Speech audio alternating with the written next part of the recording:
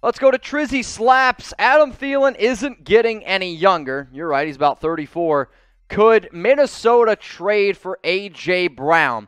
Could they trade for him? Sure. I mean, I get it. A.J. was literally on Twitter, I believe on Tuesday, and he was like, oh, y'all think I'm a diva now, this and that. He doesn't sound very happy with some Titans fans, and I don't know if something like Deebo Samuel is going to transpire, but if he wanted to go to Minnesota, I actually think he would be a pretty good fit in that offense. It would be a very intriguing offense, and you're right. Adam Thielen isn't getting any younger, but the Vikings wouldn't be in my top 5 of A.J. Brown destinations.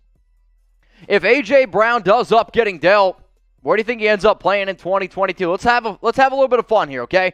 Look into your crystal ball and tell me, where will A.J. Brown play in 2022? And I want you to have the mindset that it's not going to be with the Titans.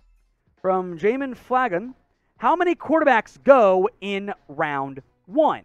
Good question. I think the over-under is roughly 2.5 should be the over-under.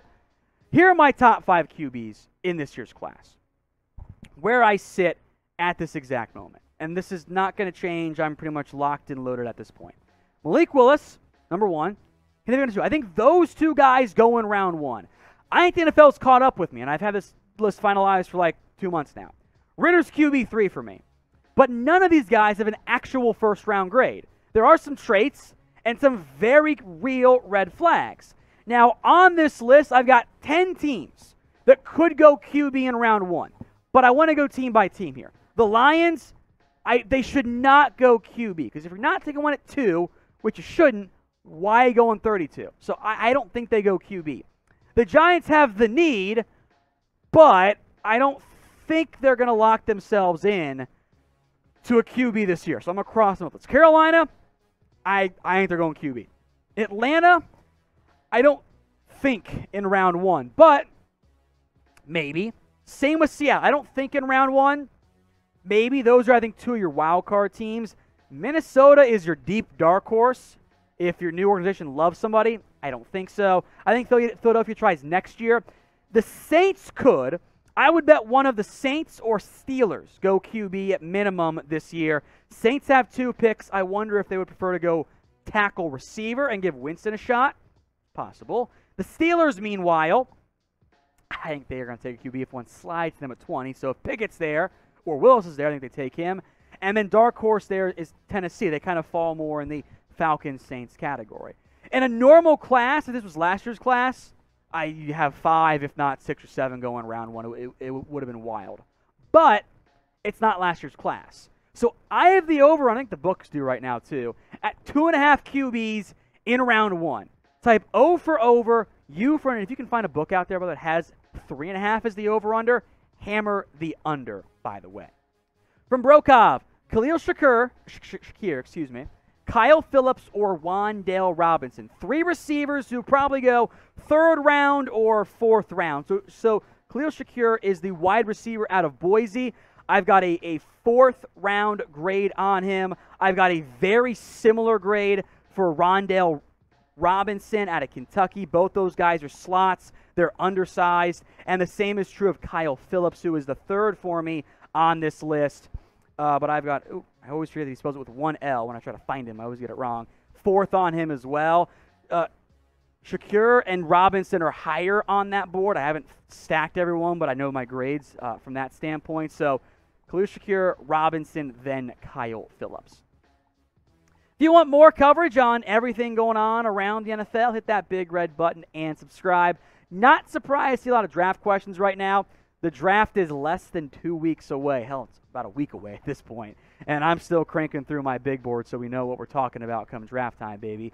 If you haven't already, subscribe for the best YouTube coverage on the NFL at youtube.com/chatsportstv. Let's go to Jared Sanchez. Who's more likely to get traded on draft night?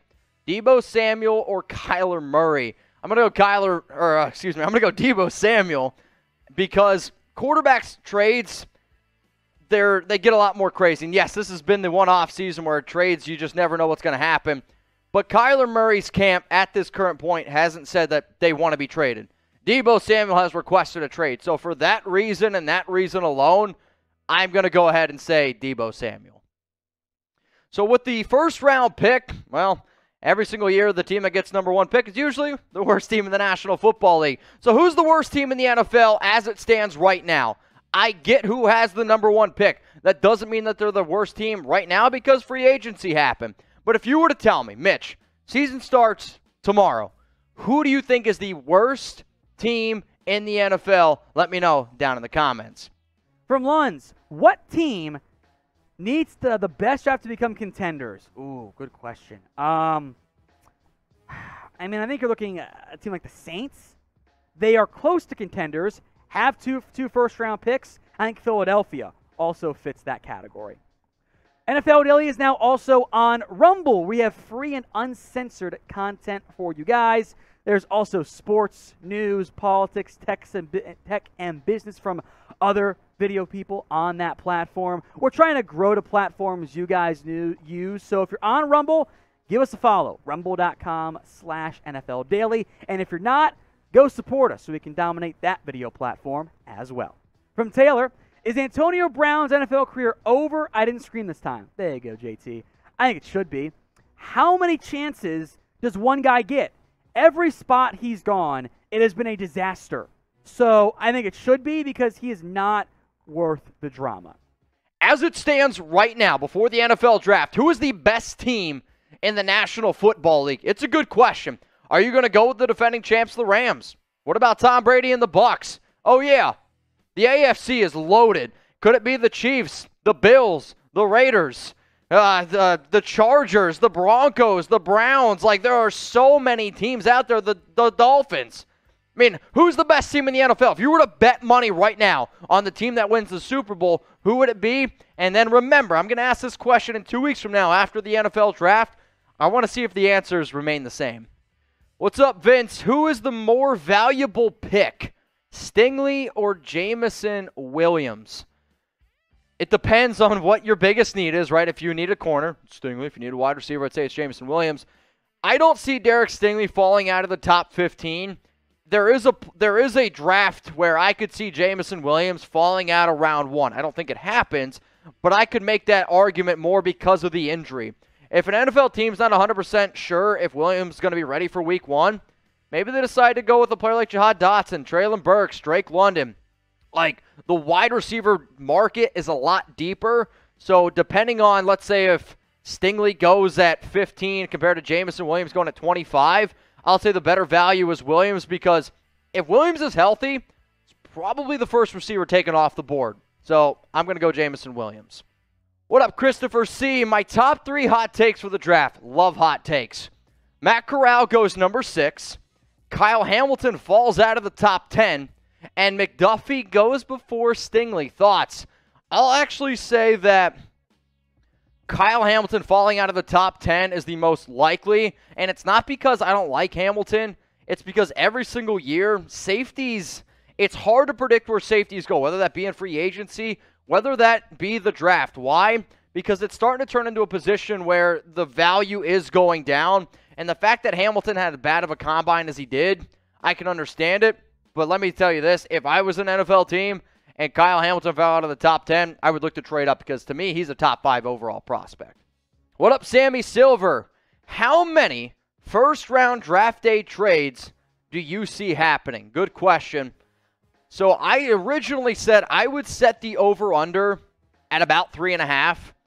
I'm going to go ahead and take 4 simply because this draft to me is going to be wonky with quarterbacks. And if quarterbacks start to slide down the board, I think trades could start happening. Even certain wide receivers, and even though the really good defensive draft, really good offensive line draft as well, that's not sexy names. I still think that teams are going to be looking at those quarterbacks, looking at those wide receivers and trading up. So my number is going to be 4, but you guys can let me know. Type O for over 3.5 or perfect. This is even better. How many trades happen in round 1?